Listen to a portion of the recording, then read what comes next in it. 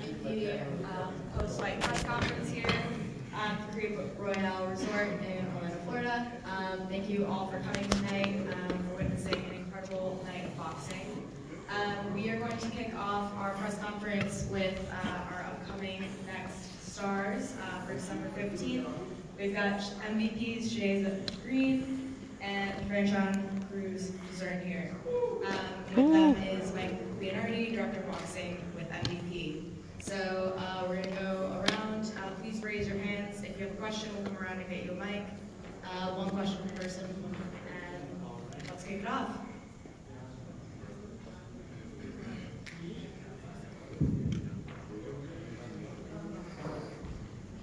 Oh, like, is this thing on? Oh. Hello? Oh. Yeah. Oh, sorry.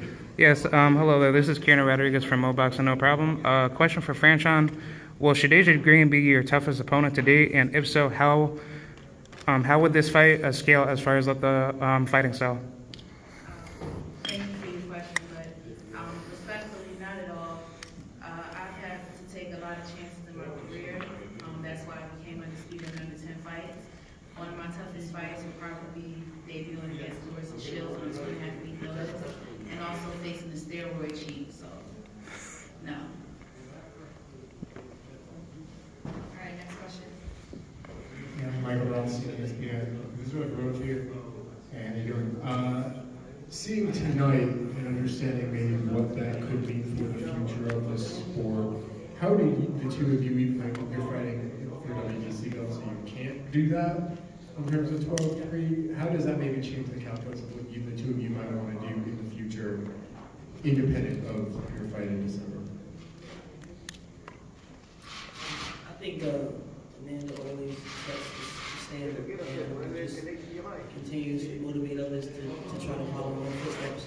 My next fight won't be that per se, but I wouldn't mind taking on the challenge, one day in the future and put myself to the test to do what Amanda did tonight. As for me, as a new age pioneer, coming through the amateur system, always fighting for equality with men and women as far as getting paid for winning medals for this country, even to progressing as a professional. But I did a gym, I train with the boys, I train 3 minutes, but I'm also a businesswoman. If you pay me for that extra work, I have no problem. I'm always in the mood for progressing women's boxing. That's why I do what I do. Every time I step in the ring, win, lose, or draw, I'm representing the sport as a whole. So if that's the natural progression and we're also compensated for it, I have no problem. It's work is work.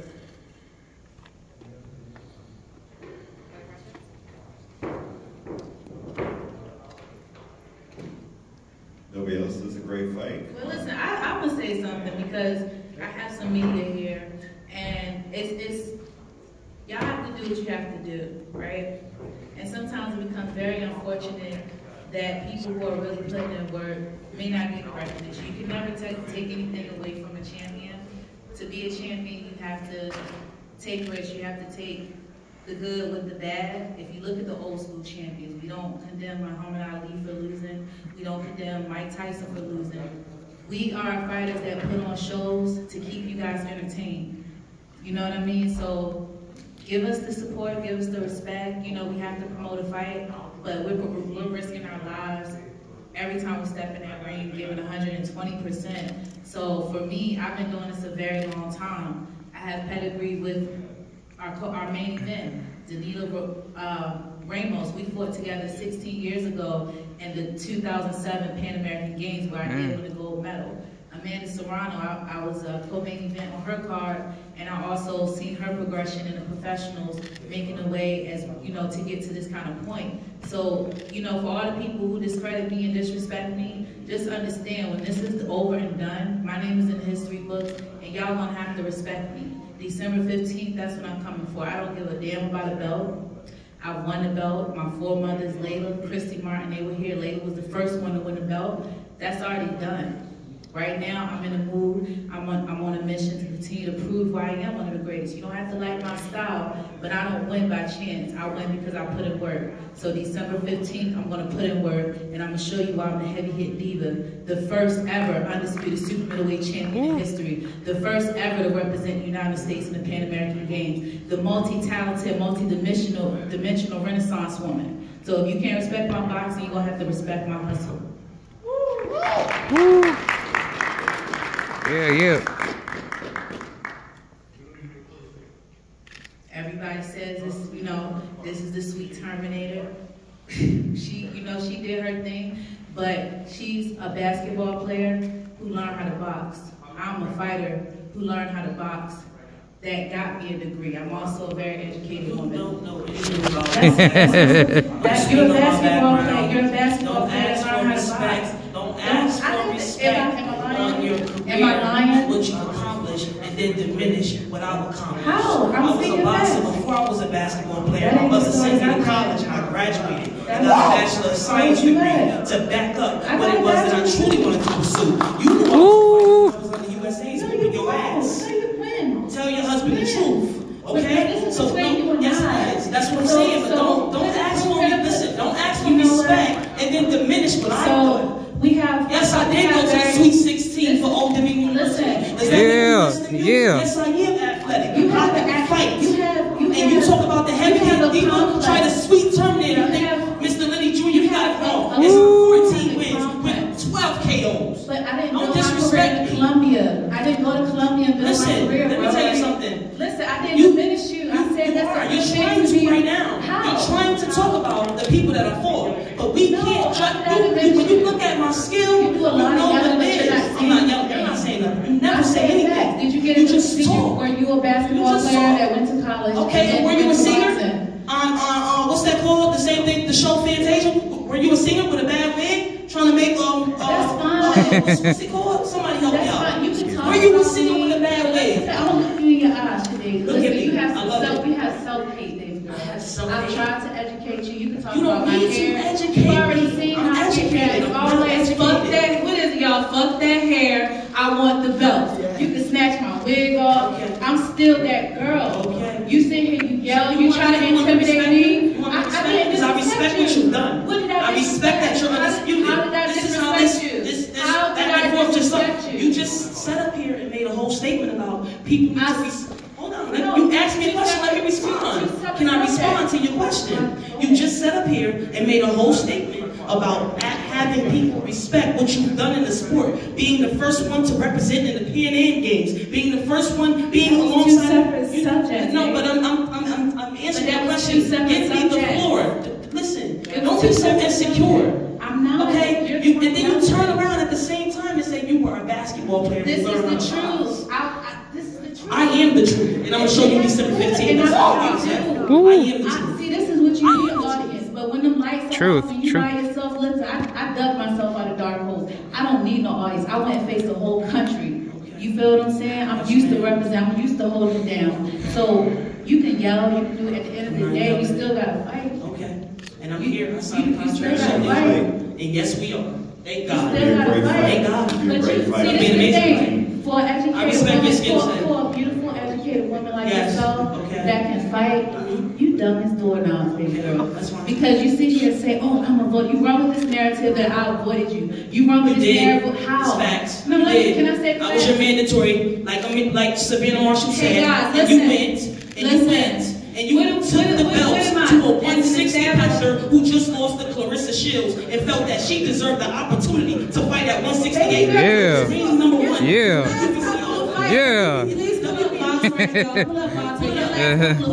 You fought somebody that went out you went 10 with Edison Arrows. I dropped her. She dropping facts. Her nose was straight broken, facts. and you got her in 2 week notice, baby girl. And she was walking you down. Yes. And she was walking you down. So this is your last couple of. This is me and her going back. No, I'm trying to talking about records. No, go ahead. Go ahead. And you want to, in your mind, you think that you're better than me. I'm me. I'm the best at being myself. You need to be better, Shadasia. You have a complex because of it. You speak, you raise your voice. I know I'm better than you. I see you twisting I know I'm better than you. On the inside, you know I don't think I'm better than you. I know I'm better than you. I know you know better than going to Columbia and building your record. It doesn't matter where I went. I did it. You ain't built like me.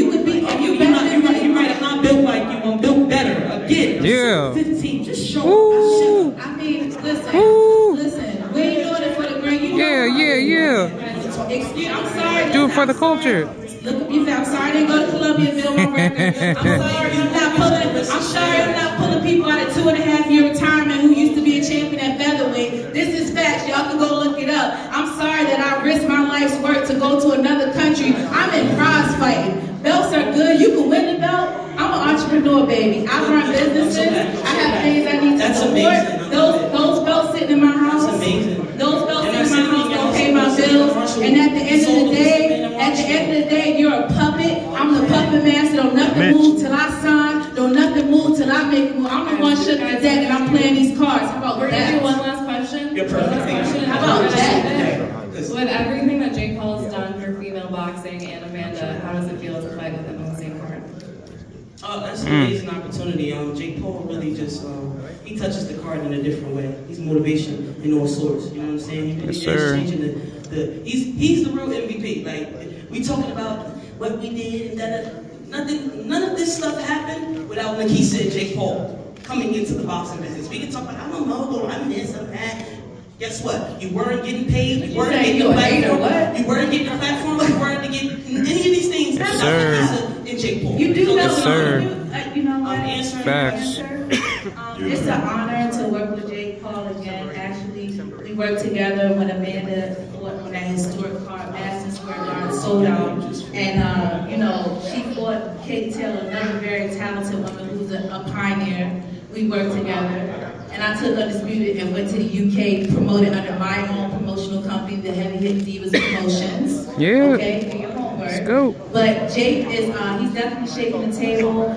Shout out to MVP, Nikisa, Mike, Jake Paul. Man, we was rocking when he was messing with another. I ain't no names because they don't work with you guys. But down in Atlanta, Georgia, you know, he's a businessman, and I can respect that. I can respect the work he's putting into, you know, really growing to the sport. Because some people have to learn on the job. And I'm just looking forward to getting the table warm for him, and he gonna make it hot. Awesome. Thanks, guys. All right, we're gonna end the official press conference. Thank you so much, everyone.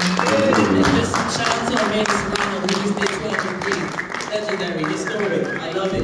Yes, all the ladies, the four mothers, and everyone. Thank you, guys.